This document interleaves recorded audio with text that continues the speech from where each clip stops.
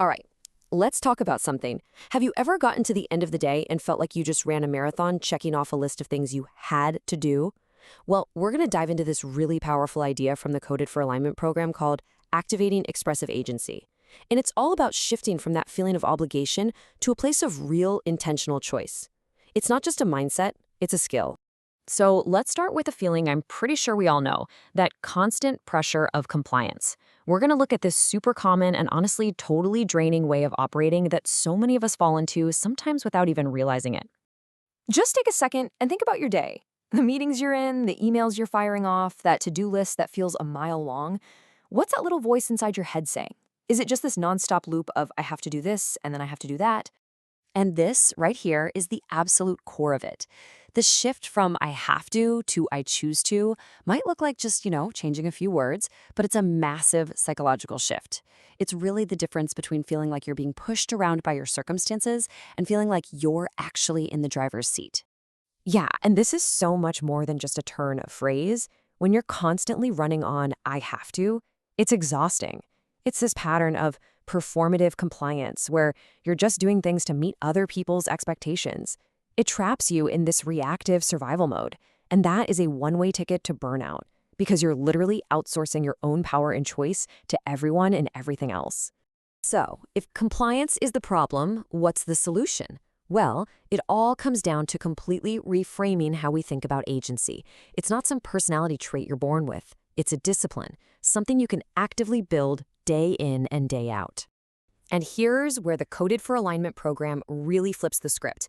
It treats human agency as a technical soft skill. Think about that. It's a competency, something you can practice and get better at, just like public speaking or any other leadership skill. It's a daily discipline of choosing from a place that feels right to you, not from a place of obligation. I absolutely love this phrase because it's such a powerful pattern interrupter. So much of our lives, right, we're kind of conditioned to seek approval, to wait to be picked, to be chosen. This statement just says, nope.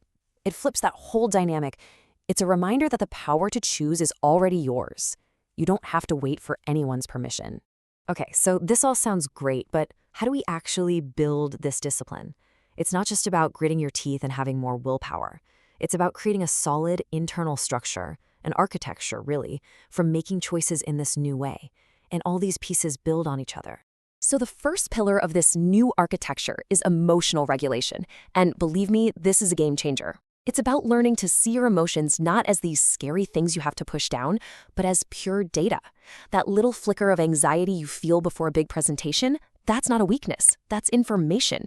It's telling you something important that you need to pay attention to. Now, the second pillar builds right on top of that first one, boundaries. Once you start using your emotions as data, you start to understand what you actually need. And that's where boundaries come in. We tend to think of them as these defensive walls we put up to keep people out. But this approach sees them as bridges. A clear, kind boundary doesn't push people away. It actually creates clarity. It shows them exactly how to connect with you in a way that's respectful and sustainable for everyone. And the third pillar, this is how you really know you're making the right choice. It's called somatic clarity. Fancy term, but it just means listening to your body. It's about moving beyond endless pro-con lists and learning to hear what your body is telling you. You know that gut feeling? That physical sense of expansion and lightness when an idea feels right, versus that tight, contracted feeling in your chest when something feels off. That is your embodied yes and no, and this is all about learning to trust it as a reliable guide. Okay, so we've got the architecture mapped out, but how do we actually start building it? This is where we move from theory into reality. And it's all about simple, repeatable, daily micro-practices that are designed to literally retrain your brain and your body. And what's so cool about this is that it shows you building agency isn't about some massive, life-changing event. It's about small, consistent actions. Things like the agency audit, where you just ask yourself, where am I hesitating to choose right now? Or boundary rituals, where you practice saying no clearly and kindly. These little acts, when you anchor them with powerful phrases, are what actually reprogram your default settings over time.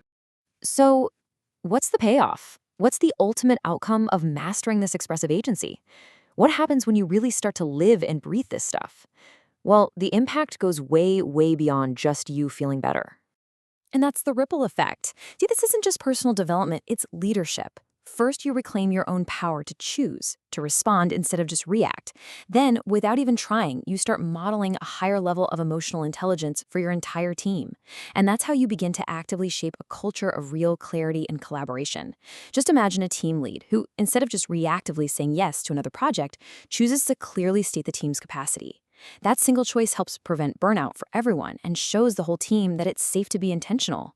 That's how you shift an entire group from burnout to sustainability. So it all comes down to this. This whole thing doesn't start with changing your entire life overnight.